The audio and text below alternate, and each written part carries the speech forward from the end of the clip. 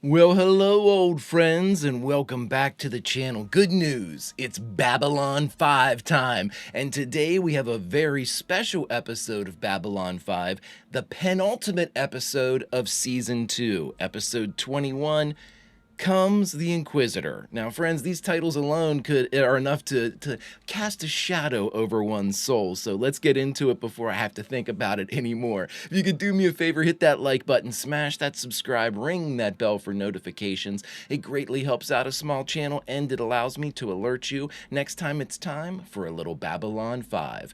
And of course, if there's anything that we do that you would like early or in its full-length format, the link to our Patreon is in the description. And if you're not a fan of Patreon, consider YouTube memberships. You'll get all of our episodes at least a day early.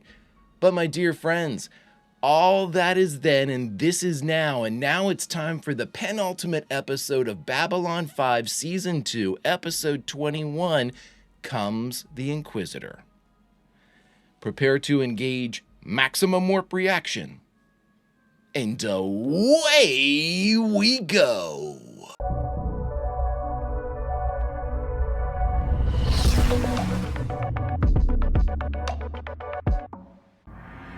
Right into it. Waste no time. Let's go. Does anyone here truly believe the Centauri will stop now that they've seized our territory? I do not.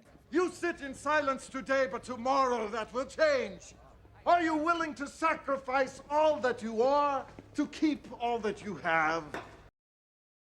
Why do you embarrass yourself like this in public? They must know that our voice can still be heard. Yeah.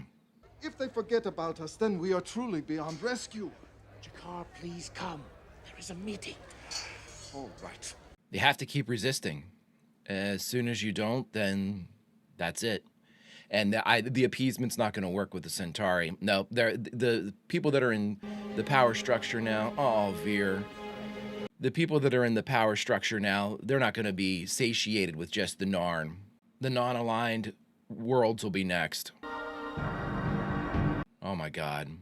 Is this a meeting? You said you were calling for me. Okay. Yes. Is there something wrong? We have sent for an Inquisitor. How will I know who it is? You will know if you survive. What? All right, so that begs the question. John's telling us about Babylon 5. That begs the question, are the Inquisitors like the Vorlon telepaths? Or is this somebody hired like an Inquisitor? It sounds like a telepath. You'll submit. That's certainly, submit to a scan. They've said that like since the beginning. Wow. Oh my God. This is the story of the last of the Babylon stations. The year is 2259. The name of the place is Babylon 5. Chill-inducing, everybody. Forever will it be. I am nervous. I am very nervous because, you know, hearing the refrain in the intro is basically like the year the Great War came upon us. That's not the war between the Narn and the Centauri. So we've got this episode and one more, because I'm assuming season 3 is going to be 2260, right? If this is the year, the war's got to start. Oh my God. The Centauri aren't stopping. I knew that appeasement shit's never gonna work. Oh, Rifa and all them in charge. But you can't tell me who it is or why he's coming. I know it's asking much of you, Captain. Delenn, asking is not a problem. Not for you. No. Ambassador Kosh has doubts. About what? Doubt is the wrong word. He wishes confirmation. It's the same thing. Of your loyalty. Or motivations. Why on earth? By aligning myself with you and with Kosh, I have placed myself in the center of the coming storm. Kosh must be certain that my choice was correct. Ambassador Kosh wishes confirmation that the right people are in the right place at the right time. What I must do alone. I have agreed to this of my own free will. Okay. It's strange that he doesn't need this confirmation from John. Rifles, mines, pulse guns, PPGs, jamming equipment. I thought the war was over. You were misinformed. An underground resistance. Good luck, Jakar. You're gonna need it. My luck is my concern. I have that case of lozenges you need. I note that many of these weapons are the very ones we sold Earth during your war with the Minbari. The Narn provided weapons to Earth. I'll put 50% of the fee into your account as a deposit. The rest payable upon delivery. The money to buy these weapons comes from the life savings of those Narn who were able to escape the Centauri occupation. Oh my god. Stolen. Be assured that while your body might one day be found, it could never be identified from what's left. Wow. That is a threat and a half. It's a Vorlon transport. I didn't know Ambassador Kosh had left. He didn't.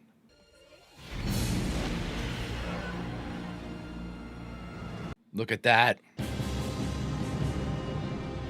Another Vorlon craft.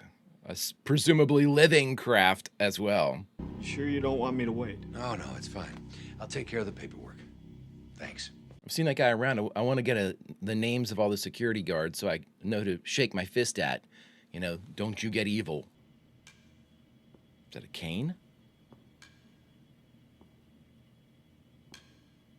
What an entrance. That's not an encounter suit. This is crazy. A top hat? Mr. Moriarty? Professor Moriarty. I believe I am expected. I believe you know my associate. Bugs. Sorry, I'll see myself out. Aside from Babylon 5, I didn't know the Vorlons had any contact with humans. No, I'm sure you didn't. Where is Delenn? That's great. Didn't answer anything. I'm sure you didn't. When were you last on Earth? Long ago. Long ago. My name is Sebastian. I resided at 14B Herresford Lane in London in the year of our Lord 1888. I was found by the Vorlons, taken, transported, and brought into their service. They call upon me when I am needed, and preserve me when I am not. And they have called upon me now for this interrogation. You will allow me to finish the work that has brought me here, or you will let me leave. Because either way, I have told you all that I intend to. This guy's awesome. How to instantly endear yourself to me is a badass opening scene. Now, you want to outfit an army, that's fine. You knock yourself out. But I don't want those weapons coming through this station. Otherwise, this place is going to go straight to hell. Thanks. By the way, I've got an old buddy that runs a transfer station in Sector 90. It's all by itself right near a jump gate. Half the stuff he handles is illegal goods, but he manages to pay off all the right people. Oh. I've already spoken to him. He'll bring through whatever you need. No charge. Ah. Why are you doing this? Because you didn't lie to me. Ah. I never start a conversation unless I know where it's going. But I always leave a little room for someone to disappoint me. Or surprise me. That's awesome. Good on you, Mike. He's waiting for you now in Gray 19. Gray 19. Are you sure you want to go through with this? I've just spent some time with him, and I don't like what I see. I'm sure it will be fine, Captain. He's very direct. I mean, look at this. The light in the eyes, the interrogation room. Was he going to stand in the other circle, or she? Oh, okay. Awesome. It's a great shot. It's a crane shot here. That's far enough. That's a fantastic shot. Crane operator was working around that hanging structure, too. The manacles are made for you. You can remove them at any time, but if you do so, you admit failure and defeat, and will stand before the Vorlon as inadequate. Oh, she'll die before she takes him off. This character's awesome. 1888? What can you do, dude, that they needed you? Who are you? Delenn. If you repeat an unacceptable answer, the penalty will be increased. Wow. I'm the ambassador for Minbar. That's your job. That is only your title. What other people call you when you choose to hide behind formalities. Who are you? I'm the daughter of...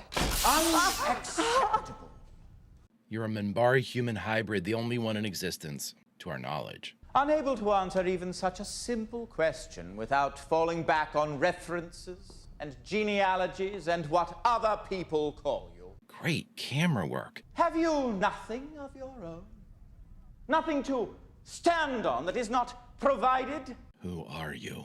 How can you be expected to fight for someone else when you haven't the fairest idea who you are?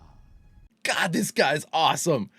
Confident that they are chosen, special, favored of God. Look at the veins. And better for everyone that they did. Better to spare others the illusion of false hope. This guy is awesome. Embarked upon a holy cause.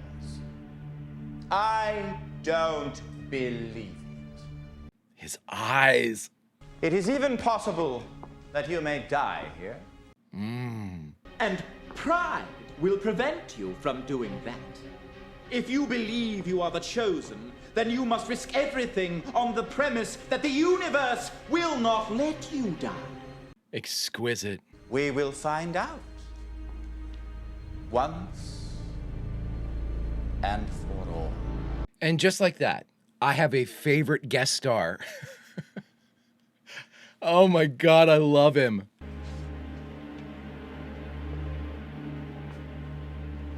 Oh. Tell him, Veer. Come on, Veer. You know you have something you want to say. You know it. Ah, oh, Veer. Come on, buddy.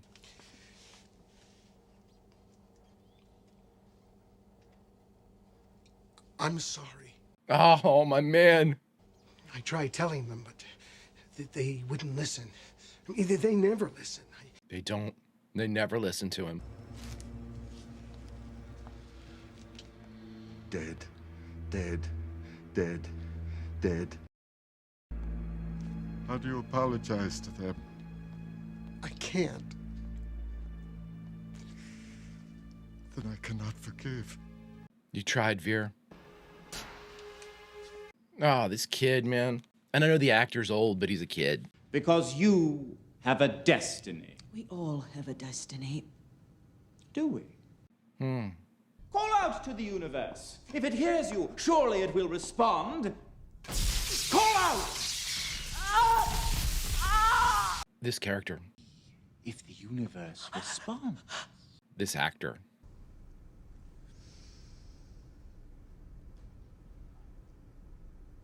Silent. A silence as profound as when the whale swallowed Jonah. Wow. Why are you here now, in this place, in this life? I was meant to be here. Meant? Yes. By whom? I don't know. Then how can you be sure? I don't know. No, you don't. Does it matter? The world is right and Delenn is wrong. Have you ever considered that? Have you? Stay true to yourself. Sometimes. Then there may yet be hope for you. Oh my God, I love this guy. As a reward, I allow you 10 minutes rest. Unreal introduction to this character. How do we know the weapons will reach Narn? I have given my word. It's not your word we question, Jakar. Give me a chance. Except for official Centauri channels. But if you can't get a message through, why should we believe you can get weapons through? I mean, that's true. If I can get word from your family, will you and the others accept my leadership? Yes. And if you can't, will you step aside for another? It's the fight, not who's leading it. You are a piece of the machine that thinks it is the whole of the machine. The flute that believes itself the symphony. Admit it, and you will feel better. This guy. You are a creature who has received pain and given pain and taken too much joy in its application. I don't think so. So you lash out at anyone who believes they can make a difference. because it reminds you of your own failure. You have to prove they're just as bad, just as flawed as you are. I'm Delenn! And you have a destiny. Yes! No. Be a nice man, body. Conform. If you contradict yourself now... Do you feel your heart, Delenn? Feel it slowing? Slowing? I can stop it. Oh my God, this guy. Amazing. Here is all the information on the family that needs to be contacted. If there is any way you can help. Come on, John, this is something we should be able to do. No, I meant about using the Rangers for this job. Send them into a war zone? But, Captain, I don't think they're ready. And it's about time they got ready. Yeah. Jakara's a known quantity. If he loses credibility, we have no idea who the local Narns might put up as a leader. Yeah, the vacuum is going to create a real bad instability. Tell the Rangers to find these people, get a message from them. Let's get Jeff's boys on it. Oh my God. This doesn't make any sense. How can I pass the test if I do not understand the rules? Go, Linear. If you care for me, you can't let that happen. Please go. Please go. Oh. Captain Sheridan. I love Linear, man. The Inquisitor. I think he's killing her. Oh my God, yes he is. Saw a test to see if you can stand against the shadow. I know it. And the final player in our little drama arrives at last. Leave her alone. Oh my God. I don't have to answer your questions. No, you don't.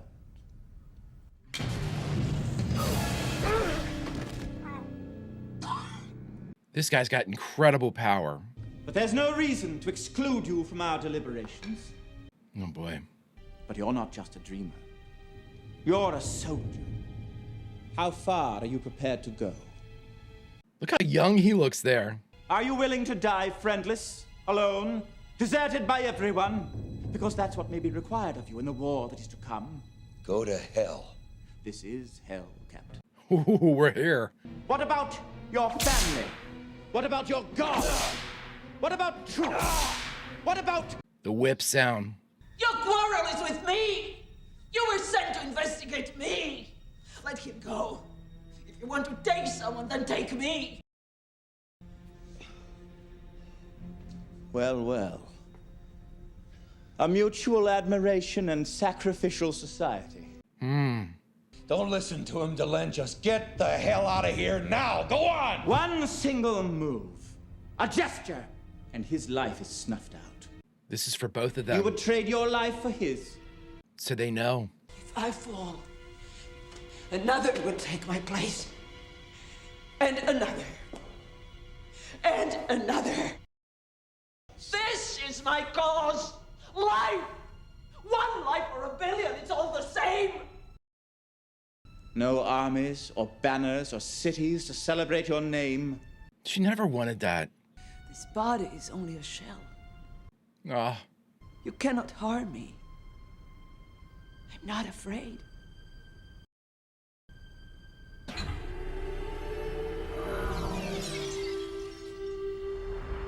Amazing. That was for both of them to hear.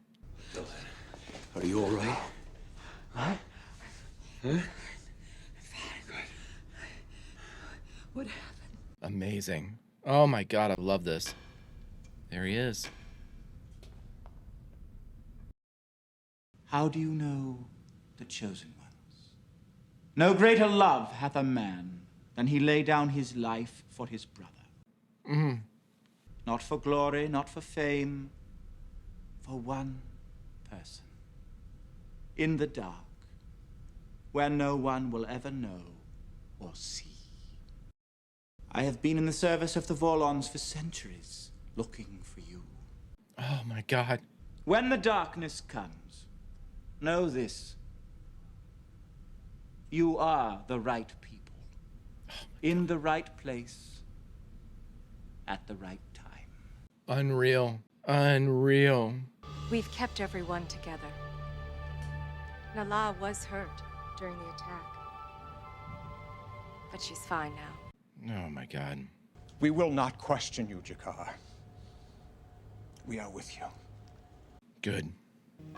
I did a little digging based on what you told me. Oh my God. The records also indicate that you vanished suddenly, without a trace, on November 11th, 1888. It's a very interesting date, Mr. Sebastian. The morning after the last of a string of murders on the East End. Jack the Ripper? A message needed to be sent, etched in blood for all the world to see. A warning. The world condemned me, but it didn't matter, because I believed I was right and the world was wrong. I believed I was the divine messenger. I believed I was chosen. Now you're damned.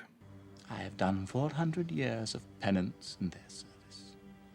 A job for which they said I was ideally suited. Good luck to you in your holy cause, Captain Sheridan. May your choices have better results than mine. Remembered not as a reformer, not as a prophet, not as a hero, not even as Sebastian. Remembered only as Jack. As Jack. Oh my God. Oh, of course I fall in love with Jack the Ripper. Of course I do. Why not? All right, everyone, we just finished watching Babylon 5, Season 2, Episode 21, the penultimate episode, Comes the Inquisitor, and the only thing left to do is talk about it. All right, everyone, we just finished Comes the Inquisitor, the 21st episode and penultimate episode of Season 2. Okay, so I went back and made sure I had the actor's name, Wayne Alexander, portraying Sebastian, not at all Jack the Ripper. Exquisite performance. This entire episode, that performance of Wayne Alexander, and of course, Delenn and John, everybody brought their games way up in this one. I mean, again, before we get into that, there's one thing I want to talk about before we talk about Jack the Ripper. The scene between Veer and Jakar in the elevator, I thought, was an exceptionally well done. A very good exploration by the actors into, the very real presentations of their characters. With Veer, it is an absolutely genuine. He was being very genuine about everything in that elevator. He was sorry, and they don't listen to him, and there's nothing he can do about it. And I understand Jakar is going to lash out at any Centauri. I mean, he's been stabbed in the back and the front too many times by the Centauri to, take any of their words at face value, even ones that are legitimately spoken and earnestly spoken like Veer's. I think that it's a testament to the growth that we've seen in Veer, or more like the revelations we've seen in Veer, because I believe Veer has always had this attitude, this ability to speak up when it needs to happen. It was just we hadn't had cause for it like in Season 1. There hadn't been a real hill to die on yet for Veer. And now that Veer is being faced with these terrible sort of morality decisions that he's in the middle of, with Londo, and kind of witnessing, this incredible atrocities and things like that, like the machinations of the development of these atrocities, it's got to weigh on his soul. And that was a very, very interesting and needed scene between two races that are fighting and didn't necessarily, obviously didn't have to go this way at all. I mean, we were in the position right before the advent of the war where it looked like there might have been a mending, or at least the beginning of a mending between these two races, to the point of not necessarily civility, but maybe just like an uneasy peace.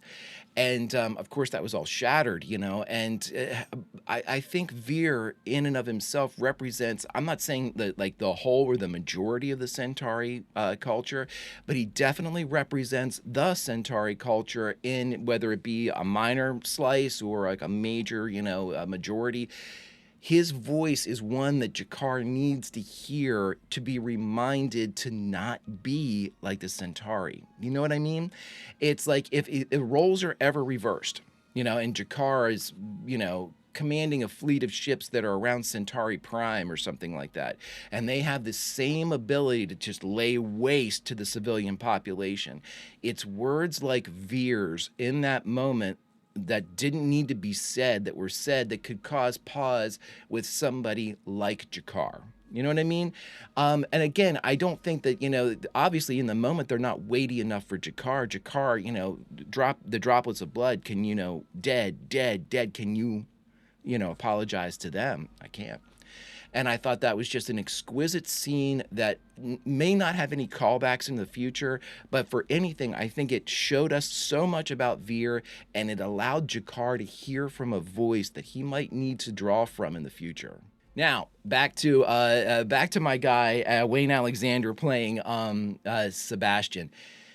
Okay, so the performance alone was otherworldly. I thought it was incredible. The physicality, the use of the cane, the eyes, the proximity, the way that he was presenting himself, which bleeds me into my next point about the scenes involving Delenn and Sebastian. The camera work was so incredibly well done in that sequence of scenes. You know, whether it be the crane shots that were going up above that kind of like hanging metal edifice thing and then back down from the same spot, and, you know, the kind of in parallel unfocused, you know, background focused of when during the Inquisition scenes, you know, that all led, and the darkness, the use of the shadow and the light was incredibly well done too, and added exponentially to a very simplistic set, but created a very powerful effect, which is exactly what you want to do with simplicity, you know, whether it be like a black box theater or something of that, you know, light becomes your predominant use of the ability to change the space. And so having those different columns of light, having her in the light and then out of the light, you know, almost like it was like a trial of faith. You could see like whenever she would start to wane, she'd be in the darkness a little bit. And then when she stepped forward again to save John, you know, she was bathed in the light.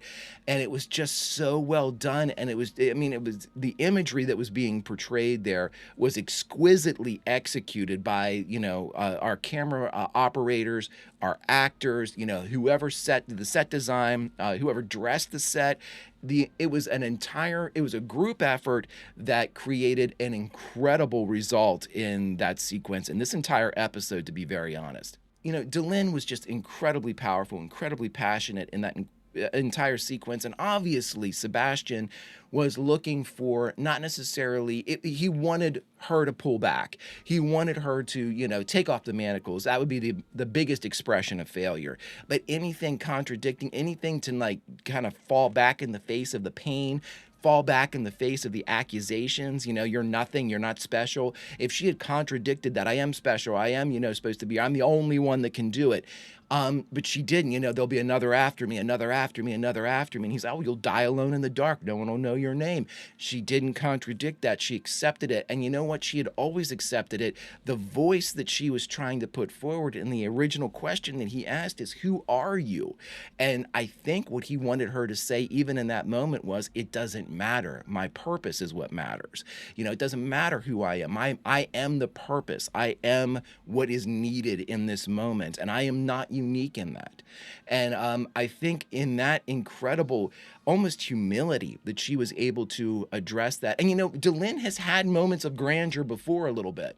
You know, I mean, she, before the Grey Council, you know, whenever she took her transformation, all of those things, you know, spoke of almost not a rebellious nature, but like a rogue element where she just was very confident that she was doing the right thing. I never really read it as ego, though. I read it as a conviction of purpose.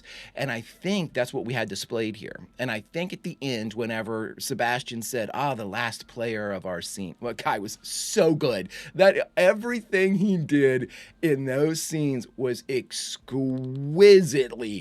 deployed, whether it be his eyes, when he would move in and get very close, you know, whenever he knew what lead to give the camera, you know, to create the effect of whether it be aggression or imposition, where he was just over top of her.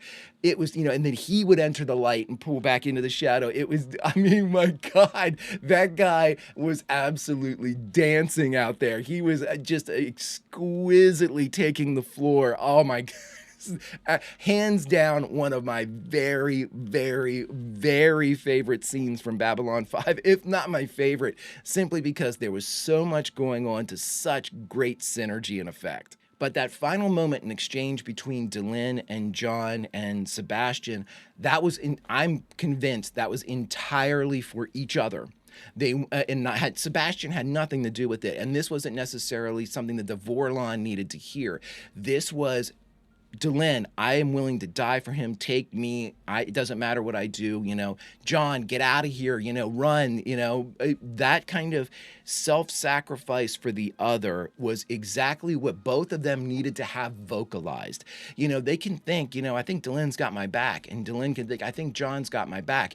But to see that in the moment where they had no promise of protection from him, Sebastian was incredibly powerful with whatever he was, techno-made shit or whatever he was using. Incredible stuff. And in that moment, now they have an ironclad event example of their loyalty to one another. And that is more precious than anything when heading into a conflict like I think we're about ready to start. And I'll end with this. In a episode with incredible scenes, incredible scene work by all of our actors. Obviously all the things that G'Kar was doing to kind of reinforce his station among the kind of the refugee and the resistance Narn, that was all wonderful. But the scene with Mike, where Mike was like, hey, you didn't lie to me. And if you had lied to me, I wouldn't have given you this information about a potential, harbor port, whatever would happen to be beside one of the jump gates, which I thought was incredibly awesome because Mike used his own influence and his own connection, his own kind of political capital, really, to help out G'Kar. And again, these are all things that, Mike's taking a big risk there too, because the Narns they haven't always been on the up and up with us or anything like that. But I think that we're starting to learn now some of the synergies between the humans and the Narn. Like, I didn't realize the Narn had provided weapons to the humans during the Minbari War. And if I did, I completely forgot it. But I mean, that is a very powerful element to kind of tie those two cultures together. And again, on the topic of weaponry and arming oneself, again, we see a bit of an alliance between what the humans represented in Mike and the Narns represented in G'Kar. Friends, this is a exquisitely woven story. It is a masterpiece that is unfolding, and I am here for every single second. Friends, if you could do me a favor, hit that like button, smash that subscribe, ring that bell for notifications. It greatly helps out a small channel, and it allows me to alert you next time it's time to watch some Babylon 5. And of course, if there's anything that we do that you would like early or in its full-length format, the link to our Patreon is in the description. And if you're not a fan of Patreon, please consider YouTube memberships. You'll get all of our episodes at least a day early. But my dear, dear friends, all that is then and this is now, and now it's time to say goodbye from the penultimate episode of Season 2. So where should we say goodbye from in this episode? Well, friends, I say we say goodbye from the place I think maybe where all of us need to be at least once in our lives, as we are standing in a dark room with just one column of light coming down on us, and we hear a click, click, click. And one question rings out of the darkness. Who are you? Friends, I hope we can all answer, and if not, I'll see you at the next episode. Vulcan roll, and I'll see you.